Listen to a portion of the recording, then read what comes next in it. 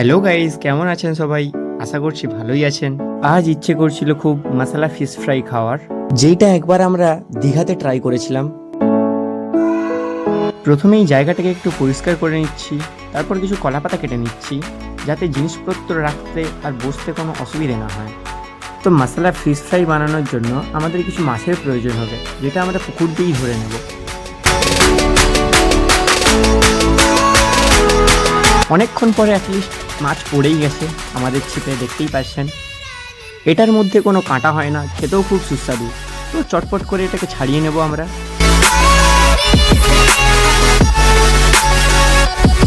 তারপর ছাড়ানো হয়ে গেলে কাঁটা থেকে মাছটাকে হাঁড়ির মধ্যে রেখে দেবো। এরকম বড় বড় মাছ আমরা ঠিক দুটো ধরতে পেরেছি, দেখতেই পাচ্ছেন। তারপর আমাদের ছিপে এই ছোট্ট মাছটা পড়েছিল, এটা আমরা নিইনি, কারণ এটা পরবর্তীকালে আরও বড় হবে, তাই জন্য এটাকে আমরা আবার পুকুরে ছেড়ে দিয়েছি। তো দেখতেই পাচ্ছেন এই দুটো তেলাপিয়া মাছ আমরা ধরেছি, খুব বড় বড় সাইজের। তো এটাকে কলাপাতার উপর রেখে দেবো।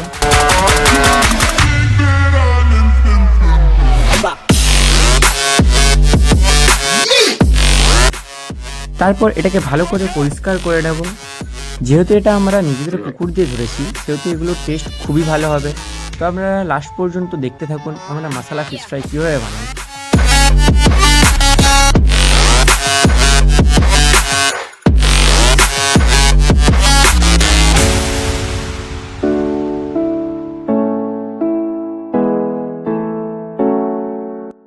তারপরে এর গায়ে যে ছোট্ট ছোট্ট আঁশগুলো আছে সেগুলো আমরা ভালো করে পরিষ্কার করে নেব, যাতে কোনো রকম নোংরা এই মাছটার গায়ে না লেগে থাকতে পারে।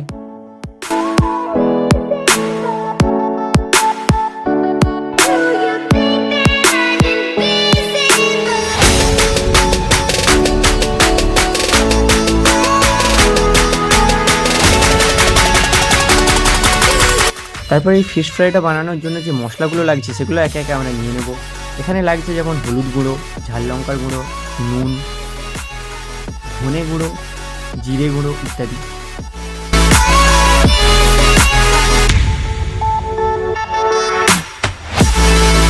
তারপরে আগের ভিডিওতে আপনারা যে গ্যাসটাকে দেখতে পেয়েছিলেন, সেই গ্যাসটাকে আমরা আবার ভালো করে সেট করে নিয়েছি। এটাও জ্বলার জন্য পুরোপুরি প্রস্তুত এখন। তারপর আমরা মাছের গায়ে এরকমভাবে কিছু কাট লাগিয়ে দেব, যাতে মশলাগুলো ভালো করে মাছের ভেতর পর্যন্ত পৌঁছতে পারে আর মাছের টেস্টটা যেন আরও বেড়ে যায়।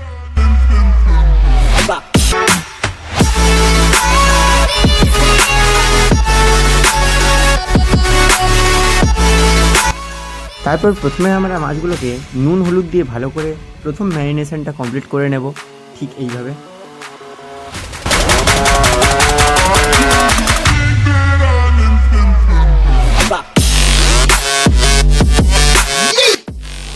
ভালো করে মাছের গায়ে মশলাটা মাখানো হয়ে গেলে আমরা গ্যাসের ফ্লেমটাকে জ্বেলে নেব এবং তাওয়াটা হিট হওয়ার জন্য গ্যাসের আগুনের উপর রেখে দেব। তারপর তাওয়াটা ভালো করে পেতে গেলে এর ওপর তেল পরিমাণ মতো দিয়ে দেবো, যাতে মাছটা ভালো করে ভাজা হতে পারে। আপনারাও যদি এইভাবে আমাদের সাথে যোগদান দিতে চান তাহলে কমেন্ট বক্সে নিশ্চয়ই জানাবেন, আমরা আপনাদেরকে কন্ট্যাক্ট নিশ্চয়ই করব। তেলটা ভালো করে গরম হয়ে গেলে আমরা একের পর এক মাছগুলো ছেড়ে দেব। তারপর ঠিক মিডিয়াম টু লো ফ্লেমে আমরা মাছগুলোকে ভালো করে ভেজে নেব। আর যারা ভিডিওটিকে এখনও পর্যন্ত দেখছেন, চ্যানেলটিকে সাবস্ক্রাইব করতে ভুলবেন না, আর ভিডিওটা একটা লাইক করে যাবেন আর কমেন্টও করে যাবেন। তারপরে আমরা মশলার জন্য কিছু পেঁয়াজ গ্রেড করে নেব।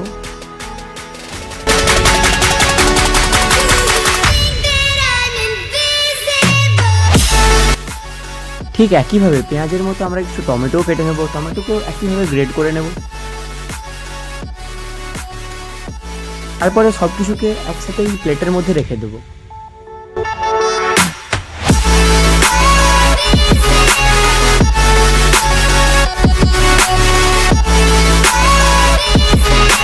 তাহলে গাইস দেখতেই পাচ্ছেন মাছটা কত সুন্দরভাবে ভাজা হচ্ছে। আপনারাও এরকম লো টু মিডিয়াম ফ্লেমেই মাছটা ভাজবেন, না হলে মাছটা নিচ থেকে পুড়ে যাওয়ার সম্ভাবনা থাকতে পারে।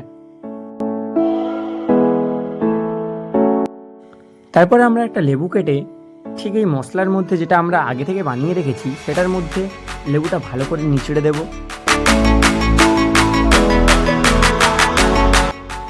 তো আমরা মশলাটাকে ভালো করে মেখে নেব। এখানে আমাদের মশলাটা ভালো করে কমপ্লিট হয়ে গেছে বানানো।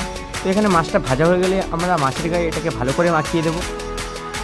তো গাইস দেখতেই পাচ্ছেন মাছটা ভাজা হওয়া প্রায় কমপ্লিট হয়ে এসছে। তো এটাকে আর কিছুক্ষণ ভেজে ঠিক আমরা নামিয়ে নেব।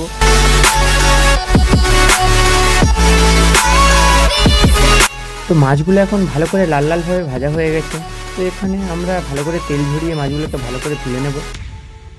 আর এখানে খেয়াল রাখবেন মাছগুলো তোলার সময় খুব সাবধানভাবে তুলবেন, কারণ মাছগুলো এই টাইম খুব নরম হয়ে যায়, তাই মাঝখান থেকে ভেঙে যেতে পারে। তো এটা খেয়াল রেখেই ভালো করে তুলে নেবেন সাবধানে। তো দুটো মাছই আমাদের তোলা হয়ে গেছে। তো আপনারা দেখতেই পাচ্ছেন মাছগুলো এখন থেকেই কত সুন্দর লাগছে, বাট এখনও অনেক রেসিপি বাকি আছে, তো দেখতে থাকুন। তারপর আমরা আগে থেকে যে মশলাটা বানিয়ে রেখেছিলাম সেটা ঠিক এইভাবে মাছের গায়ে ভালো করে লাগিয়ে দিতে হবে। এভাবে ভালো করে কোটিং হয়ে গেলে আমরা গ্যাসটাকে আবার একবার জ্বেলে নেব। তারপর তেলটাকে ভালো করে হিট করে নেব। করার পরে একে একে এই মশলা মাখানো মাছগুলো আরেকবার ভালো করে ভেজে নেব।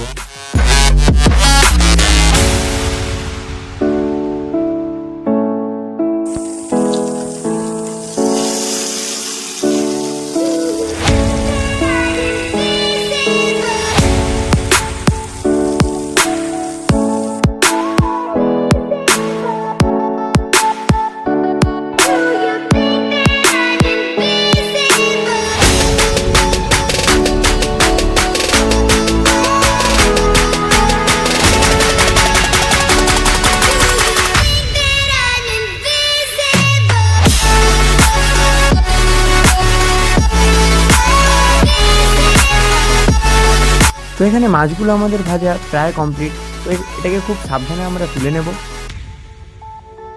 আর আপনারা দেখতেই পাচ্ছেন এটা কত সুন্দর দেখতে লাগছে, কালারটাও খুব সুন্দর এসছে।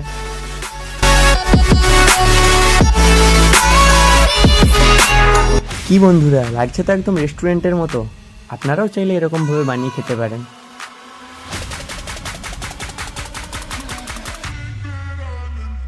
এরকম প্রাকৃতিক দৃশ্য দেখতে দেখতে মাছগুলো খাওয়ার মজাই আলাদা।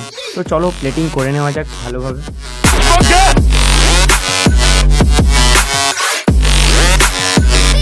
তো আমাদের প্লেটিং কমপ্লিট হয়ে গেছে। এতে কিছু লেবু ছড়িয়ে এটা খাওয়ার জন্য পুরোপুরি প্রস্তুত হয়ে যাবে।